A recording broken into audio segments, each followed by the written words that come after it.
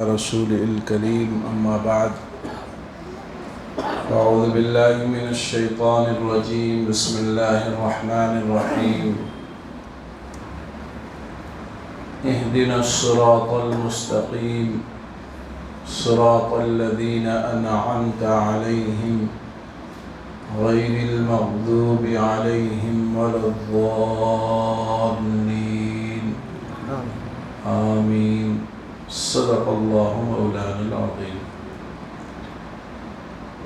میرے محترم بزرگوں اور دوستوں عزیز ساتھیوں، بات بڑی دیر سے آپ حضرات سن رہے ہیں اور بڑی قیمتی باتیں بتائی گئی۔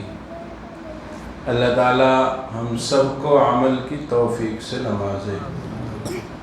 باتیں سنی جائیں تو اس پہ عمل کا باقاعدہ ارادہ ہو کہ ان چیزوں پہ ہمیں عمل کرنا ہے، تو پھر اس سے فائدہ بڑھ جاتا ہے، ورنہ عام طور سے باتیں سننے کے بعد بھول جانے کا مرض ہوتا ہے۔ لوگ باتیں سنتے ہیں بھول جاتے ہیں، اور باتیں سن کر فوراً داخل کر لیتے ہیں اگر زندگی میں، تو پھر ان چیزوں پر باقاعدہ اہتمام سے عمل ہوتا رہتا ہے۔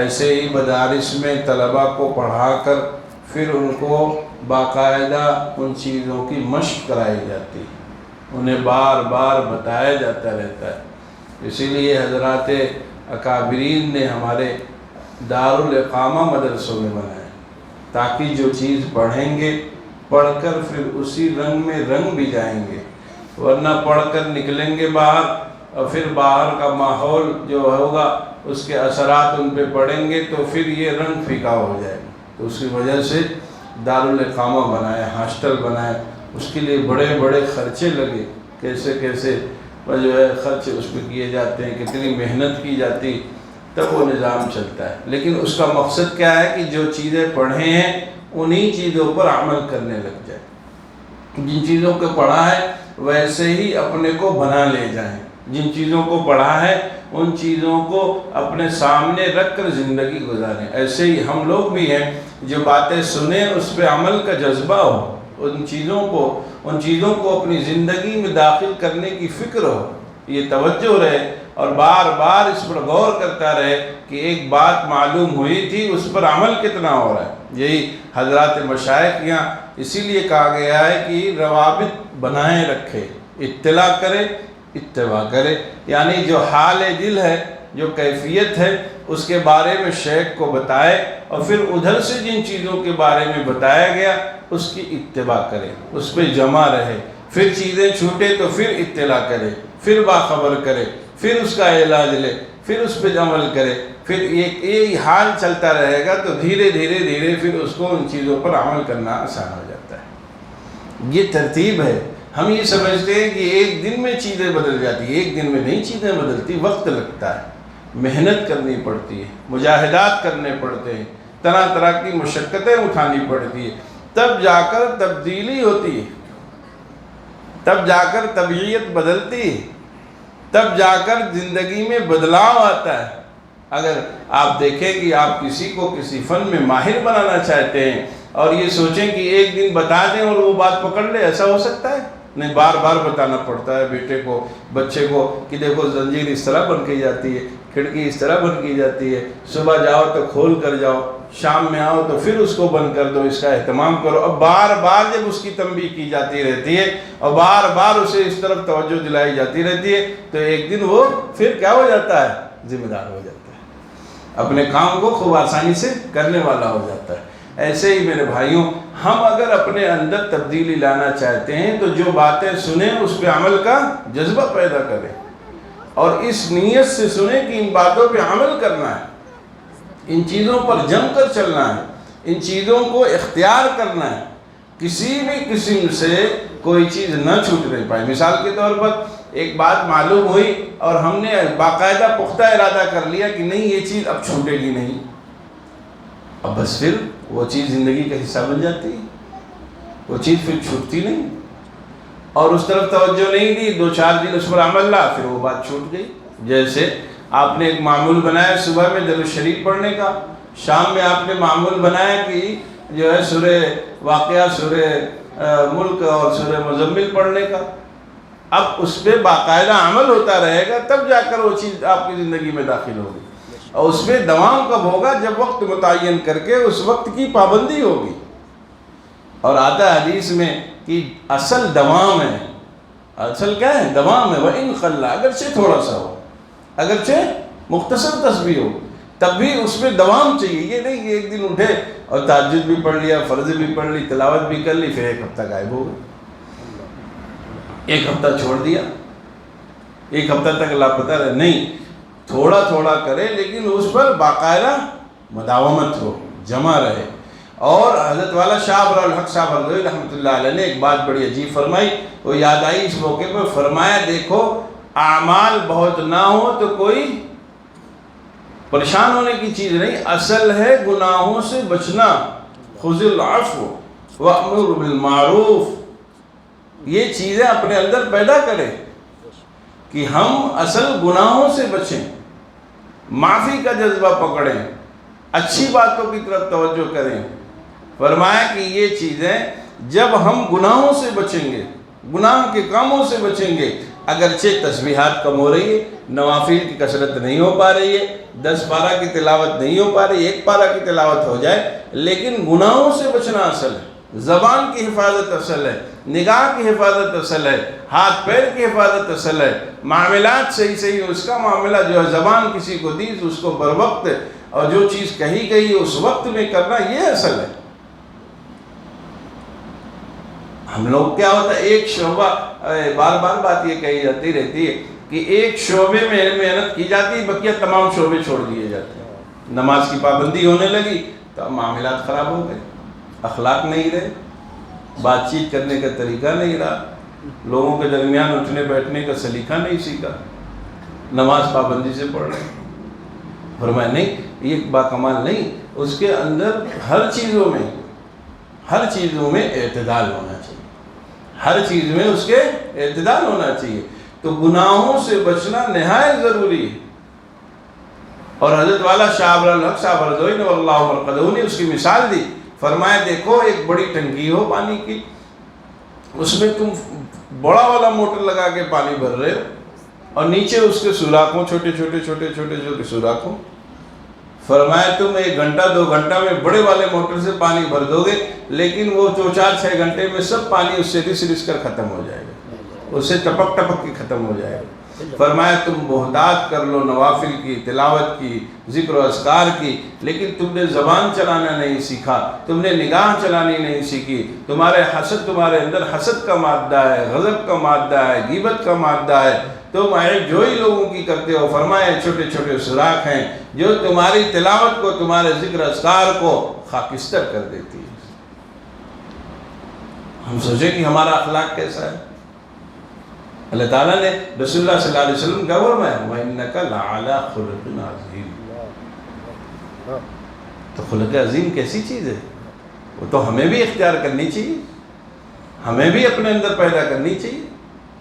یعنی بااخلاق ہونا ہمارے لیے بہت ضروری ہے، ہمیں بھی اچھا بننا چاہیے، لیکن ہمارے ہاں تو چیزیں کتابوں میں اچھی لگتی، زندگی میں نہیں، تھوڑی دیر کے لیے اچھے بنتے ہیں، مستقل نہیں، چند لوگوں کے لیے سامنے اچھے ہوتے ہیں۔ فرمایا کہ دیکھو سب کے لیے اچھے بنو، کیا ہے؟ سب کے لیے اچھے بنو، ہر ایک کو فائدہ پہنچاؤ، ہر ایک کے ساتھ اچھائی کا معاملہ کرو، پہچان کر نہ کرو، ہر ایک کے ساتھ اچھائی والا معاملہ کرو، ہر ایک کے ساتھ خیر خواہی والا معاملہ رکھو، ہر ایک کے لیے اچھی بات سوچو، ہر ایک کے نقصان ہونے پر تکلیف کا اظہار کرو۔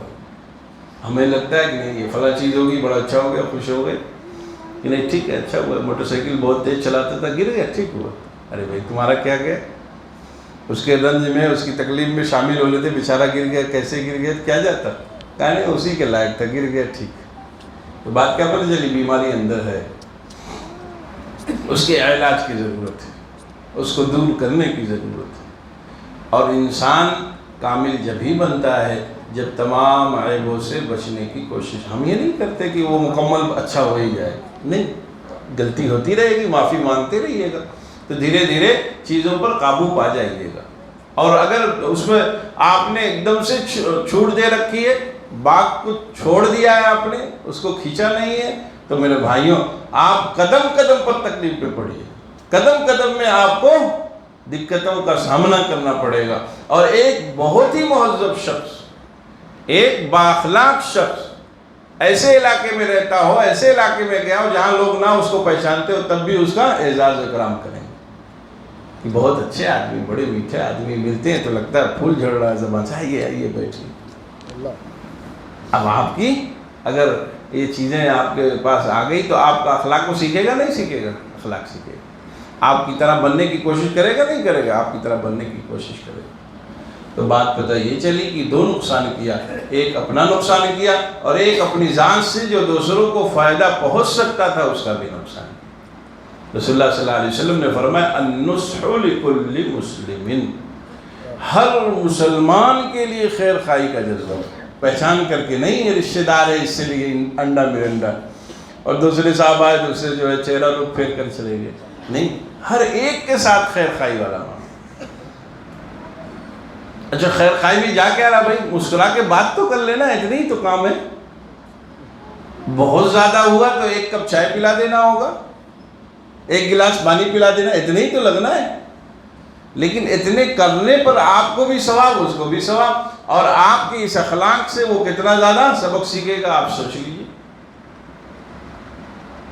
تو ہم جب تک اپنے کو بنانے کی کوشش نہیں کریں گے، یہ نہ کہیں کہ نہیں اللہ چاہیں گے تب ہوگا، نہیں، ہمیں بھی تو کچھ قصد اور ارادہ کرنا ہے، ہمیں بھی تو کچھ دنیا دار الاسباب ہے، اسباب اختیار کرنا پڑے گا۔ اور ایک چیز حضرت والا رحمۃ اللہ علیہ نے ارشاد فرمائی کہ دیکھو جاننا اور عمل کرنا دونوں الگ الگ،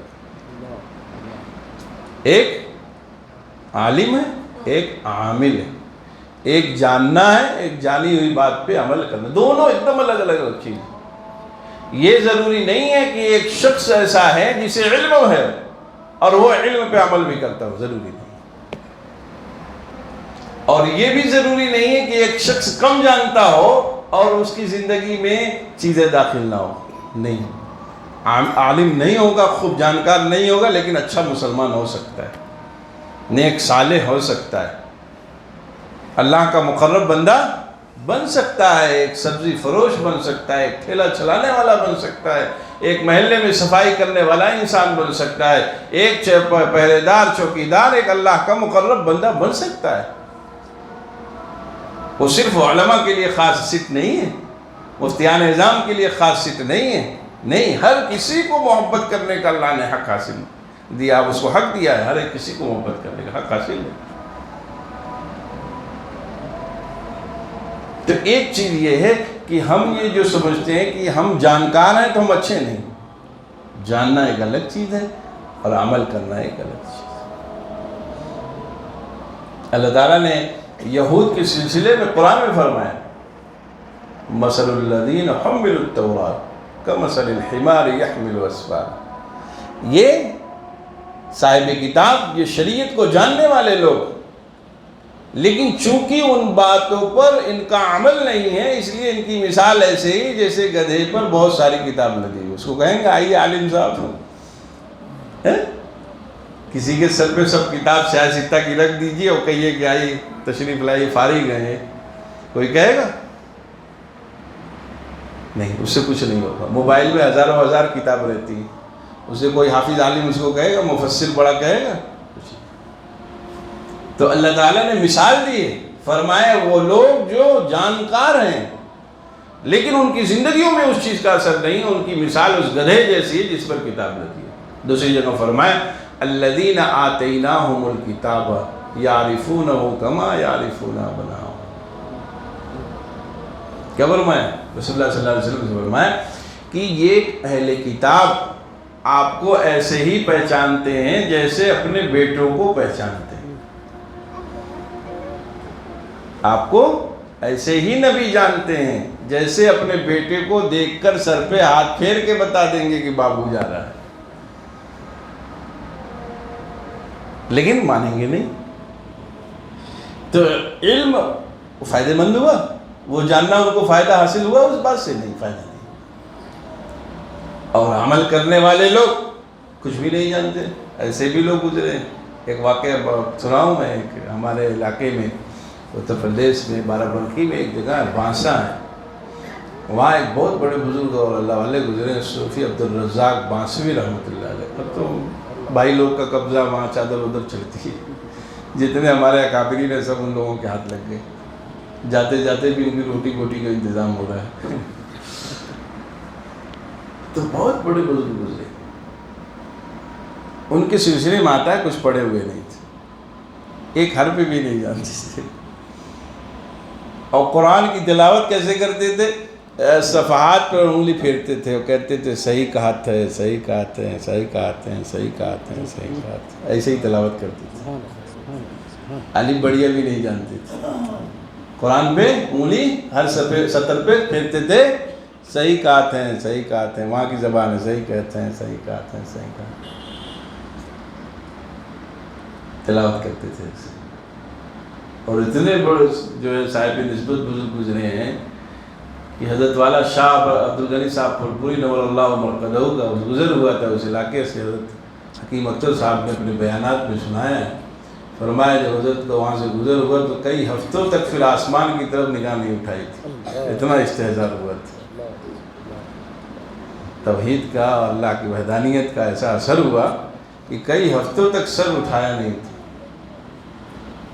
اور تیسری بات یہ، فرنگی محلی جتنے علماء اس وقت کے تھے، جب کسی قضیے میں ان کا معاملہ ایک دم پھنس جاتا تھا تو وہ صوفی عبدالرزاق صاحب کے حل کرانے کے لیے آتے تھے، پوچھتے تھے تو بتاؤ کہاں کہاں پھنسا ہے، کہ یہ رائے یہ والی رائے ٹھیک ہے۔